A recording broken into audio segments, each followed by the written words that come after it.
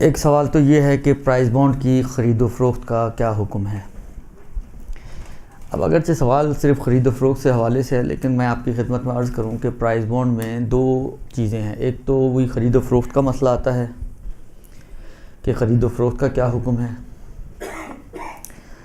एक मसला जो आता है वो ये आता है कि चलें अब ख़रीद लिया और इनाम निकल आया, इत्तफ़ाक़ ही है, हो गया ये इत्तफ़ाक़, तो उस इनाम का क्या मसला होगा।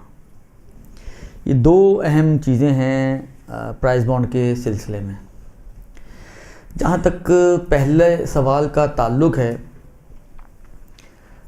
तो प्राइस बॉन्ड के बारे में आग़ाए ख़ुई आग़ाए सिस्तानी का नज़रिया तो यही है कि अगर आप शर्त ना करें कि जी हमें हतमी तौर पर इनाम मिलेगा ही मिलेगा और नहीं मिला तो हम कानूनी कार्रवाई वगैरह करेंगे, तो ख़रीदो फ़रोख्त करने में कोई हरज नहीं है। बिला मशरूत ख़रीदो फ़रोख्त में कोई हरज नहीं है, जायज़ है। आप प्राइस बॉन्ड ख़रीद सकते हैं, बेच भी सकते हैं। इसी मरहले में कि ख़रीदो फ़रोख्त का हुक्म आग़ाए ख़ुमैनी के एतबार से, अब आग़ाए ख़ुमैनी के एतबार से एक जो चीज़ नक़ल हुई है वो एहतियात वाजिब नक़ल हुई है कि वो एहतियात वाजिब लगाते थे कि एहतियात वाजिब की बिना पर ख़रीदना जायज़ नहीं है। लेकिन उनकी तहरीरुल वसीला की कुछ इबारतें ऐसी हैं कि जिनसे जो समझ में आता है वो यही समझ में आता है कि जायज़ होना चाहिए, कोई इसके अंदर क़बाहत नहीं होनी चाहिए। लेकिन चलें अगर वो जो एहतियात वाजिब नक़ल हुई है उसी को भी हम ले लें तो बहरहाल एहतियात है। तो एहतियात का मतलब ही यही होता है कि आप चाहें तो आगे की तरफ जा सकते हैं। हाल आप फ़र्ज़ करें कि आप आगे की तरफ बढ़ें और आग़ाए ख़ुई की तरफ किसी ने रुजू किया हो उनकी ज़िंदगी में, तो वो अभी भी आग़ाए ख़ुई की तरफ रुजू कर ले तो वही जायज़ हो जाएगा। उनकी तरफ रुजू ना किया हो, आप आग़ाए सिस्तानी की तरफ रुजू करें तब भी जायज़ हो जाएगा। ख़ुलासा ये कि या तो ख़ुद उनकी बाज़ इबारतों के एतबार से या एहतियात वाजिब होने की वजह से रुजू करने के एतबार से उनका भी नज़रिया यही निकल सकता, नतीजा यही निकल सकता है कि हम आग़ा ख़ुमैनी के मुक़ल्लिद या मुक़ल्लिदात प्राइस बॉन्ड ख़रीद सकती हैं और बेच सकती हैं, कोई हरज नहीं है। दुरुस्त।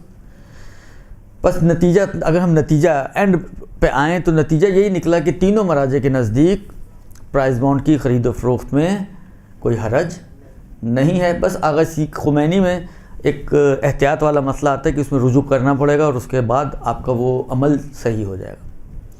तो जहाँ तक ख़रीदो फ़रोख्त का मतलब वो इतना ही है कि वो जायज़ है नतीजतन और उसमें कोई हरज नहीं है।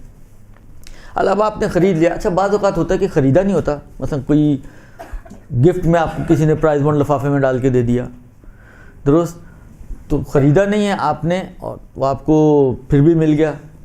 हालांकि ख़रीदा हो, ख़रीदना भी जायज़ है, किसी ने गिफ्ट कर दिया हो, किसी भी शक्ल में, बहरहाल आपके पास अगर प्राइस बॉन्ड हो और इत्तफ़ाक़ हो जाए, आपकी किस्मत अच्छी हो कि वो प्राइस बॉन्ड निकल भी आए, अब चाहे बिल्कुल छोटा सा ही निकले 1000 रुपये वाला, लेकिन बिलाखिर निकल आया, तो ये जो पैसे मिल रहे हैं हमें, आया इसको हम ले सकते हैं, इसको इस्तेमाल कर सकते हैं, तो इसमें भी कोई हरज नहीं है। तमाम यानी तीनों मराजे की नज़र में इन पैसों को आप इस्तेमाल कर सकते हैं। अलबत्ता पहले एक मसला था जो अब चेंज हो चुका है। मैं इसलिए इशारा कर रहा हूँ कि कोई मेरी ये गुफ्तगू सुन के ना सोचे कि जी ये गलत मसला बता दिया गया। पहले आग़ाए ख़ुई और आग़ा सिस्तानी का जो पहले मसला था वो ये था कि जी अगर आप इसको बैंक से चेंज कराते हैं तो 50% आपको सदका करना पड़ेगा, और अगर आप ओपन मार्केट से चेंज कराते हैं तो फिर आप पूरा इस्तेमाल कर सकते हैं। दुरुस्त।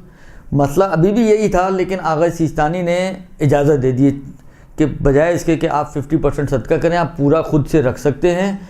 और जो आग़ा ख़ुई के मुक़ल्लिद हैं, जो आग़ा सिस्तानी की तरफ रुजू किए, आग़ा ने उनके लिए भी इजाज़त दी है कि वो पूरा इनाम जो है, लगता है आपका निकला है, वो पूरा इनाम जो है वो ख़ुद रख सकते हैं, अब सदका देने की ज़रूरत नहीं है।